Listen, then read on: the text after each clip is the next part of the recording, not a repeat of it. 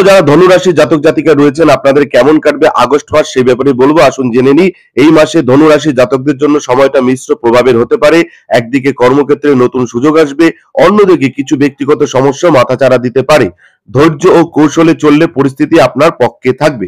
কর্ম অর্থের বিষয়ে বলে চাকরিজীবীদের জন্য এই সময় পরিবর্তনের সম্ভাবনা রয়েছে। নতুন জায়গায় বদলি বা পদোন্নতির সম্ভাবনা দেখা দিতে পারে। ব্যবসায়ীদের জন্য বিনিয়োগে লাভের সম্ভাবনা থাকলেও ঝুঁকি নেবার আগে সাবধানতা জরুরি। মাসের দ্বিতীয়ার্ধে অর্থাগম বৃদ্ধি পাবে। প্রেম বৈবাহিক জীবনের কথা বললে প্রেমের ক্ষেত্রে এই মাসটি শুভ। সঙ্গীর সঙ্গে সম্পর্ক আরো গভীর হবে। দাম্পত্য জীবনে শান্তি বজায় থাকবে, তবে কিছু ভুল বোঝাবুঝি হলে মাথা ঠান্ডা রেখে কাজ করতে হবে।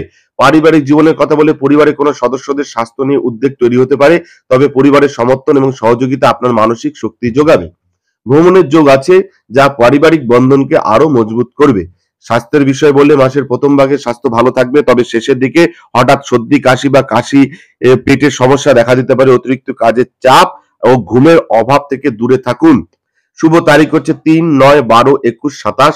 সতর্কতার দিন 5, 11 এবং 20।